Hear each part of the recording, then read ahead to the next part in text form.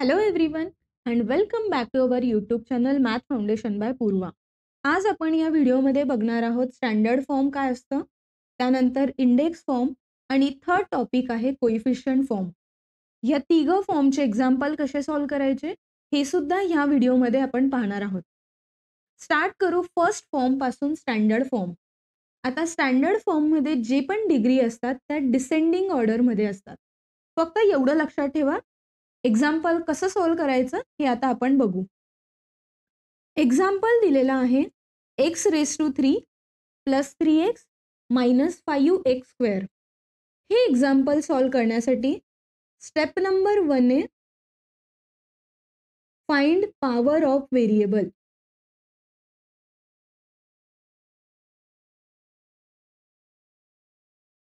ठीक आहे.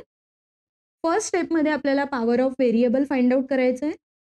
Power of variable शोधण्यासाठी पॉलिनॉमियलचे डिफरंट टर्म्स असतात त्याची पॉवर शोधायची. सो पहिला टर्म आहे x⁻³ दुसरा टर्म आहे 3x आणि तिसरा टर्म दिलेला आहे 5x². x⁻³ मध्ये व्हेरिएबल काय आहे x⁻³ आणि त्याची पॉवर म्हणजे ही डोक्यावरची व्हॅल्यू असते.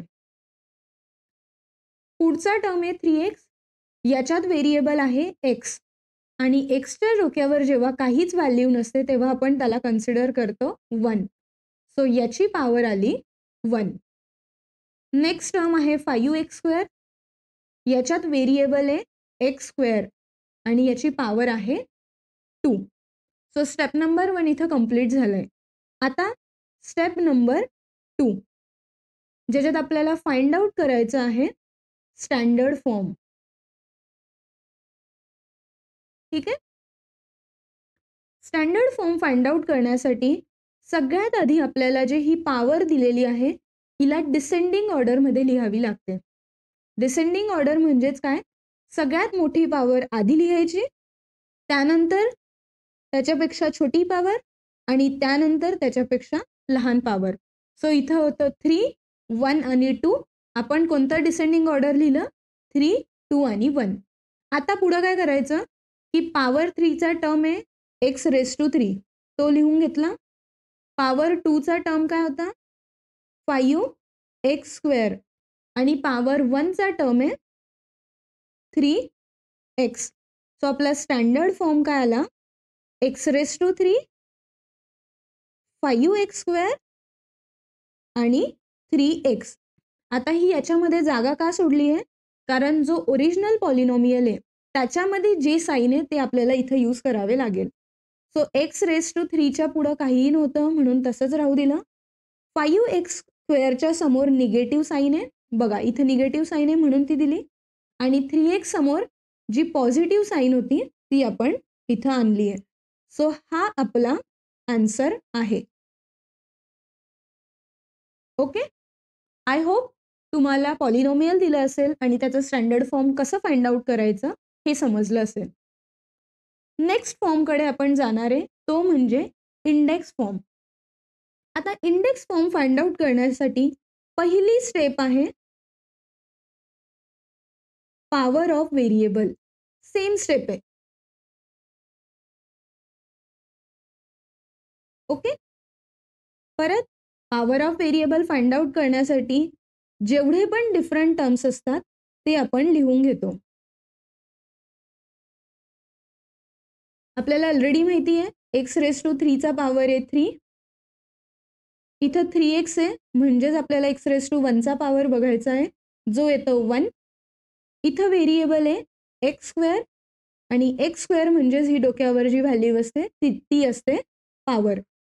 सो स्टेप नंबर 1 मध्ये आपण तिघं टर्म्सची पॉवर फाइंड आउट केली. आता इंडेक्स फॉर्म फाइंड आउट करायचा आहे स्टेप नंबर 2 मध्ये.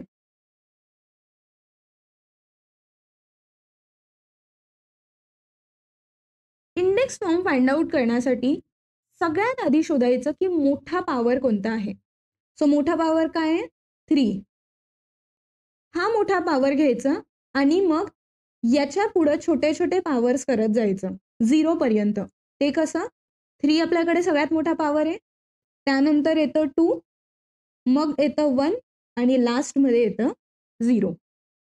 सपोज तुमच्याकडे 4 असता बिगेस्ट पॉवर, तर तुम्ही काय लिहिलं असतं मग?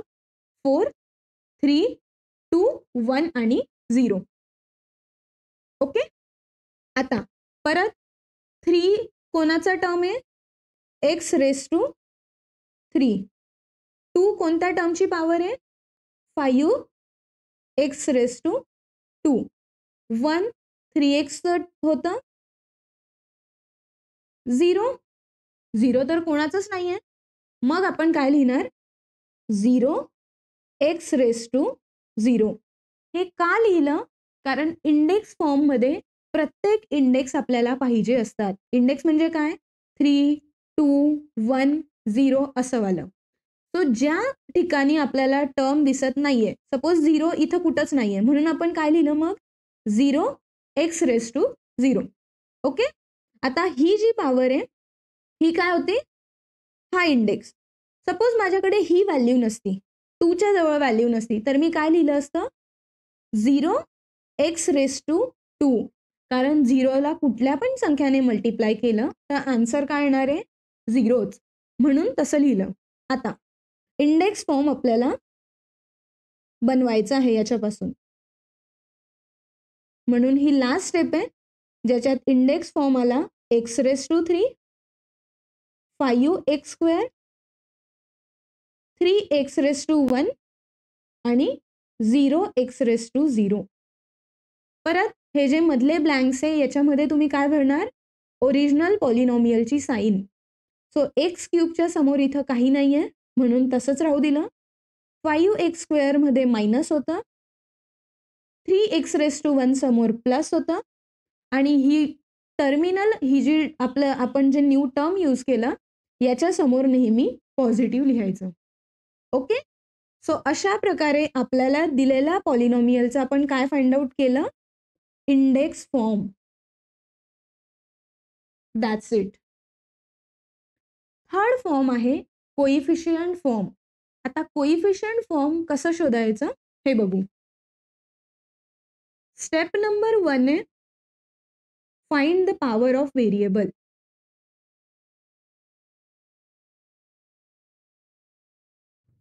अगेन पॉवर ऑफ व्हेरिएबल शोधण्यासाठी पॉलिनॉमियलमध्ये जेवढे टर्म्स असतील तेवढे लिहून घेऊ. दुसरं, प्रत्येक टर्म मधला जो व्हेरिएबल आहे त्याची आपल्याला पॉवर लिहायची आहे. सो मी आता एक्सप्लेन करत नाही कारण हेच एक्झाम्पल आपण मागच्या 2 प्रॉब्लेम पासून सॉल्व्ह करतोय म्हणून मी इथं डायरेक्टली सगळ्यांची पॉवर लिहून घेतली. ओके. पुढची स्टेप. स्टेप 2 मध्ये आपल्याला फाइंड आउट करायचं आहे इंडेक्स फॉर्म, जे आपण मागच्या एक एक्झाम्पल मध्ये बघितलं. सो इंडेक्स फॉर्म शोधायचा असतो तेव्हा आपण काय करतो? सगळ्यात मोठी पॉवर शोधतो आणि मग त्याला 0 पर्यंत घेऊन जातो. नेक्स्ट आपण काय करणार मग? 3 पॉवर कोणाची होती? x रेज टू 3 मध्ये. 2 पॉवर कोणाची होती? 5x स्क्वेअरच्या टर्मची आणि 1 पॉवर होती 3xच्या टर्मची. 0 पॉवर कोणाचीच नसते म्हणून आपण लिहिलं 0 x raise to 0. Okay. So index form आपल्याकडे काय आला आहे? x cube, 5x square, 3x आणि 0x रेज टू 0. आपण काय करणार मग? याला साईन देऊ. सो x क्यूबला काही साईन नाहीये, 5x स्क्वेअर समोर मायनस आहे, 3x समोर होता पॉझिटिव्ह म्हणून ती दिलं आणि हा नवीन टर्म आपण लिहिला म्हणून याच्या समोर नेहमी द्यायचं पॉझिटिव्ह. आता आपला आहे स्टेप नंबर 3 ज्याच्यात फाइंड आउट करायचं आहे कोइफिशियंट फॉर्म.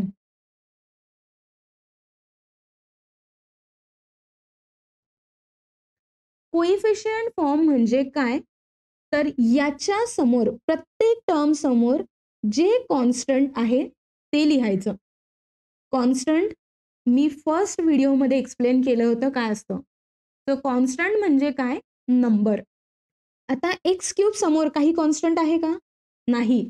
तर जेव्हा कोणत्या पण व्हेरिएबल समोर कॉन्स्टंट नसतो तर त्याला कन्सिडर करायचं 1. सो कोइफिशियंट फॉर्म येणार आहे 1. दुसरं काय आहे? 5. पण लक्षात ठेवा, जेव्हा पण तुम्ही हा नंबर घेणार, त्याच्या समोर जी साइन असते ती सुद्धा घ्यायची. सो इथं आपण काय लिहिणार मग? -5. थर्ड टर्ममधून काय येणार? +3. प्लस साइन नाही लिहिली तरी चालते. आणि फोर्थ टर्ममध्ये +0. अगेन प्लस साइन मी लिहित नाही, फक्त 0 लिहिलं. आणि हे आपलं आन्सर आहे, ज्याच्यामध्ये आपण इंडेक्स फॉर्मवरून कोइफिशियंट फॉर्म फाइंड आउट केलं. सो ह्या व्हिडिओमध्ये आपण 3 फॉर्म बघितले. स्टँडर्ड फॉर्म कसं शोधायचा, इंडेक्स फॉर्म कसं शोधायचा आणि कोइफिशियंट फॉर्म कसं फाइंड आउट करायचा.